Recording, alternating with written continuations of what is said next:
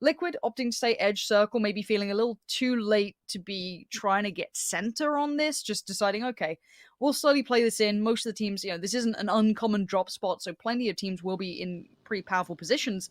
Now, Na'Vi and Gen.G very close by. I'm seeing Orange in towards a vehicle. It's actually, he's committed to this. He's pulled up, and look, he's taking him down straight away. That's no problem for them. Na'Vi need to back away. Besto's in the vehicle, getting the hell out of dodge, and a lot of those southern teams and the ones playing those extremities now are in a bit of a spot of bother, a bit of hot water starting to boil as T1 on the way. They're going to receive a fair bit of flack on the cross. So far, so good, but here comes the problem. Meta are going to see a fair crack of it, and they do. Ada goes down. And I think that's unrecoverable at this point, kind of left on the hillside. And yes, Meta can have some shots thrown towards them, but it's not enough to dissuade them from getting that flush, potentially, in the next couple of seconds. No. Stolen away by Infantry, so Longsker are going to claim that. Ooh, Oath is in some trouble running along the same point. See Meta taking some shots back into him. Remember, T1 just stopped along this point. It looks like Oath wants to go for the exact same position. Just rolling through. The vehicle doesn't connect with anybody. They try to go for the jump out, but there's nowhere to go. T1 just mops 3 members up fast, and Relo now has to make some type of recommitment. Rolling back up the hillside. 18 life. Nero nowhere to go. Meta back behind him, and that's going to be all she wrote for Oath. This circle is too tiny for the 63 players that we had coming in, so it's about to be a run and gun firefight every step of the way. Na'Vi loses a member as well. Besto trying to get the peek around, takes a ton of damage, and is having to retreat back in, trying to defend himself up to buy some time to maybe get some meds. Oh, he's fully flashed, fully blind. Venotic is going to make a light work of that, and Na'Vi go down in 15th. That could be pretty good, depending on bounce. Oh, but it's going to be Tianba that gets the shot back over towards Aqua 5, stepping away from it. Star-Lord's in some trouble right now. You can see the fact that they can't lean back in towards their dip. Remember that Meta has a little bit of a position that they can play back behind this, so peeking is absolutely detrimental for both these teams. But Tianba realizes their opportunity. M200 just walks around the corner, gets one, but gets dropped off of on a different angle, and it's going to be Kia that's providing an overwatch position and just raining in death on both of these teams. There is no options for anybody as they just have to drop back down towards their belly. Now it's going to be Gen.G from another angle. Tianba wanted this fight, but didn't realize how it was going to turn into a 3rd, 4th, and 5th party fiesta for them. This is everyone piling in, and with that circle update, you can see as to why. We said it before, this is a very common position, a very prioritized position when the circle is moving this way, and now just that 1v1 remains. Ming's trying to find his way around the smoke, gets the surprise, gets the kill, and well, he gets the position, but he's all on his lonesome now. Seeing this, I wonder if someone's going to flex off the back.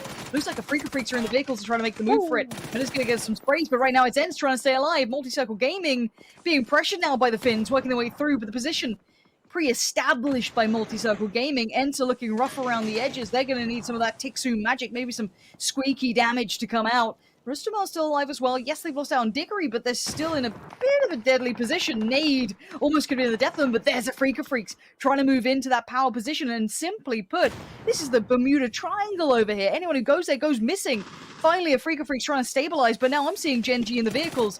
No way, Tank. No way. That's ambitious. Just set fire to the floor. Liquid on the move. They want to chime in as well. You're going to have 2 big teams here. This is all being fought for.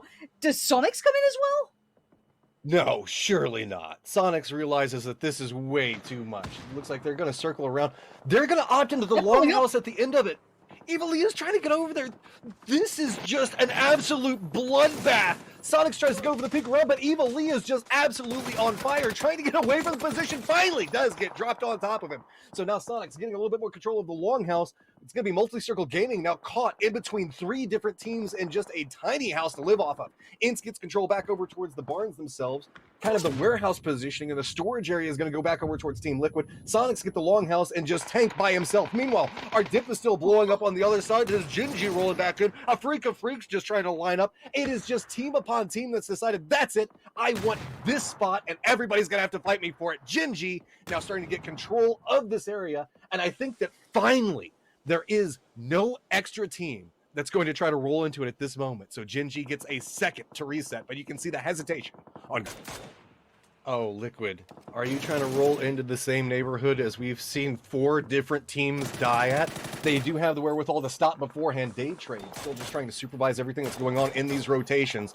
That's going to be actually getting spotted out. He's going to go ahead and get dropped. He was the tail in defense for the rest of the team. but they do manage to make it into position. Keep in mind, we still have the Ence Soniqs fight that's going on over here. Grenades starting to be a little bit problematic for Liquid, but they do manage to survive through it. They're bouncing just a little bit too far to do damage to the entirety of the team. James does go down, but that should be resible. Now, Soniqs looking like they're committing back over towards this. They're not leaving this position, and by being the tail end, either one of these teams, whoever wins it, is going to have an absolute massacre on their hands as they try to make it in the safe zone. Yeah, Liquid are in a real bother. It looks like Ibi tried to go and get the pickup on Mexi, and now has been found by Penta. So shoot to kill, just trying to dominate these fields. And now that means Liquid are in a very poor 2-2 split, two of them being knocked and the other two standing, but basically in the shadow of Gen.G.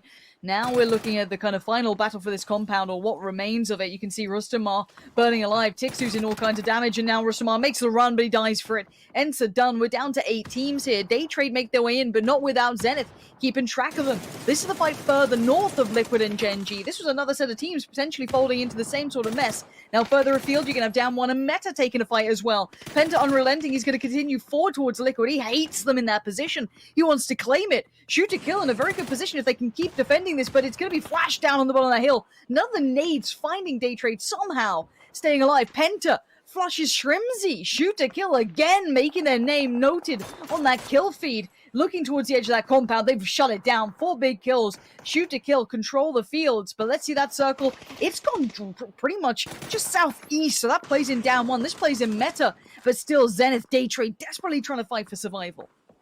They're going to have to figure out some way to get separation or win a firefight to at least try to make it towards the zone, while 3 to 4 different teams are looking their direction. Already James is going to be knocked down. It's shoot to kill, just punishing that ridgeline, and Daytrade could be on the chopping block next if they decide to go to the southern side. Zenith opting for the vehicle, but we already know towards the east, DAMWON has full vision on this Flash Finds kickstart. I think Zenith are down to 1 if anyone for now. There's the flush, and it looks like Zenith are done for. We're down to 6. Shoot to kill coming alive as a DAMWON Kia. Surely it's got to be either Gen.G, DAMWON, Meta, or shoot to kill at this point. I don't see Daytrade making it out of here. There are so little options. You can see that the blue is coming in now. Clib's on the other side. He gets spotted out by Luke. He goes down. Liquid is eliminated. Daytrade has their option of dealing with pushing towards shoot to kill, Gen.G, or Kia, who all 3 see their positioning. So that is just so many different firing angles coming for them. There's no options. They're just like peeking up. They're sitting ducks at this stage. It's just a matter of who finds the angle over towards them. And it looks like it's going to be Gen.G that racks up all of those kills. Now, shoot to kill do need to get a little bit of a move on. They have the safety of a little bit of a ridgeline to stay in this, but you can see the nade down by all intentions. They want to try and get past Gen.G. The nades do start coming in. Esther's there, Loki's there, Pio's there. The nades come right back out on the other side. They try and get them before they have to. Pio's finds it, but under one of the heaviest fraggers in the entire lobby is popping off. And he's just been working through all of his bullets. He's barely got 30 rounds left to play with. But Gen.G are on their knees. Pio's knocked. Loki's knocked. Ence and Onyx. Kurt's making the run for it as well. They're using the low ground to perfection. The flashes come in, and Meta are making a move as well. They've switched over to the other side under the shadow of the battle going on. Great move from them. Molotovs on the ridgeline might keep Gen.G safe for a second, but Penta already right next to them.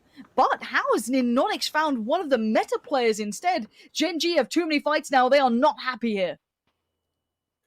With this, Kia has the entirety of the East to themselves. It's caused everything to slow down for just a second. They've got vision on everything that's happening inside of this fight. Purdy Curdy's still just trying to find the last remnants of Gen.G to inflict the damage that he can. It's all going to be about fighting over this dip. That has been the entirety of this game. Everybody wants control of this position due to how strong it is.